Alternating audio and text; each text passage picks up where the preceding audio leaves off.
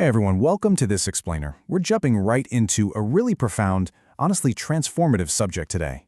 It's something that touches the very core of our existence. We're exploring Kamadhenu Gayatri, the foundation of good wisdom and inner strength. Now, right off the bat, I want to mention that this entire exploration is a summary based on the original Hindi literature Kamadhenu Gayatri, written by Pandit Sriram Sharma Acharya-ji. I want you to think of this ancient wisdom as a sort of blueprint. A blueprint for modern inner peace and genuine strength. We're going to unpack the deep spiritual mechanics of this philosophy and translate them into clear, actionable steps that you can actually apply to your life today. So, let's get into it. To really kick things off, we've got to ask ourselves a massive question. It's one humanity has been wrestling with for, thousands of years. What is the root cause of limitless human sorrow? And maybe more importantly, how can we actually reach a state of supreme bliss?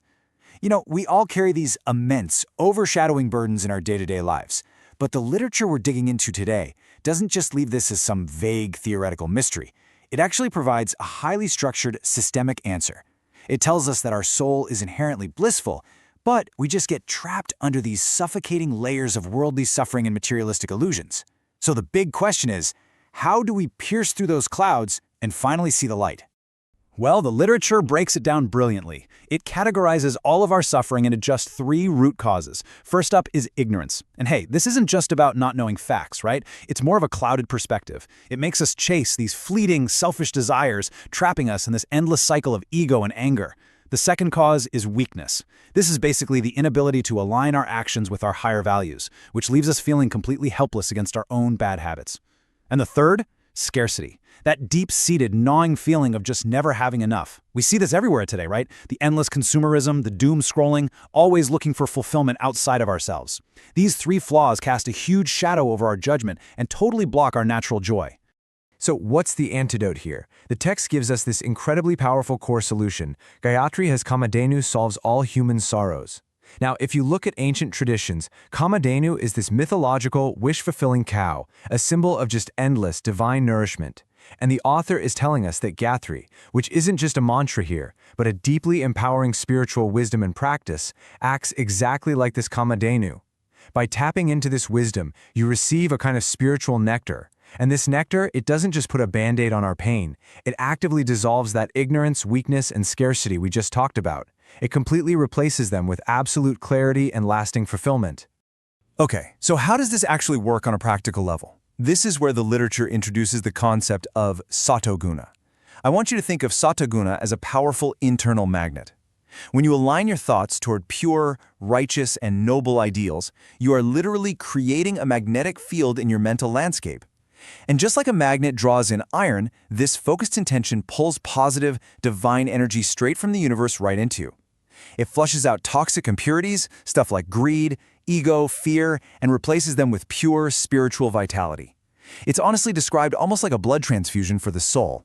The old, diseased thought patterns get completely flushed out by this vibrant, life-giving energy. It's pretty amazing. Let's look at how this shift in perspective actually plays out in real life. On one side, you've got the ignorant mindset. This mind is constantly anxious, endlessly chasing material illusions, and always feeling that sharp sting of scarcity. But on the other side is the wise seeker. The wise person realizes that dedicating your whole life just to physical desires, it's basically a wasted opportunity. By consciously limiting their material needs and focusing instead on restraint, service, and true inner connection, those heavy burdens of life, they just evaporate. They find deep, lasting peace, not by trying to accumulate everything, but by actually needing very little. And that brings us to this really powerful realization. The almighty divine light is present in their aura. The literature emphasizes such a beautiful, empowering truth here. You don't need to look outside of yourself for strength, or validation, or peace. Your soul already contains all of those divine powers right now, just in a dormant, seed form. The only reason we often feel small or helpless is simply because those immense powers are buried under thick layers of mental distress and ignorance. So, the spiritual practice we're talking about doesn't artificially give you new powers. Nope, it just acts like the morning sun melting away the frost, removing that dark veil to finally reveal the majestic, almighty inner light that was literally always there. Once that inner light is revealed, what follows is a total mental rejuvenation. The source material details how adopting this Sattva lifestyle is the absolute ultimate antidote to daily suffering. It doesn't just manage anger, greed, ego, and fear, it actively burns them out by the roots. And in their place, it cultivates unshakable courage, absolute truthfulness, and profound compassion. When you finally stop fearing loss and you stop craving excess, you achieve a kind of true inner strength that external circumstances simply cannot shake. You become incredibly grounded, completely peaceful, and totally self-sufficient. This ancient wisdom completely reframes how we look at our daily struggles. There's this super sharp truth in the text: adversity and wealth are primarily a matter of perception. It's a fascinating point. Think about it. You can take two people, put them in the exact same difficult situation, and one will see it as a crushing disaster, while the other sees it as a joyful opportunity for real growth. When your perspective is refined through this spiritual discipline, obstacles that used to seem insurmountable suddenly feel as light as a piece of straw.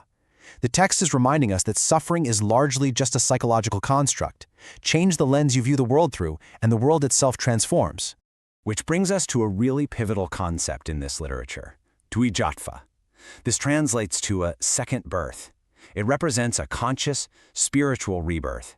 It's that defining moment when a person decides, you know what, I'm going to rise above my base animalistic instincts, like just trying to survive or selfishly indulge.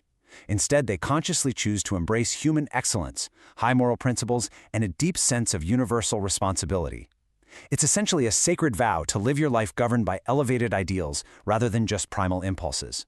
And that, right there, is exactly where true spiritual nobility is born. And this perfectly sets up what I consider to be the absolute climax of this whole explainer. The text states this so powerfully.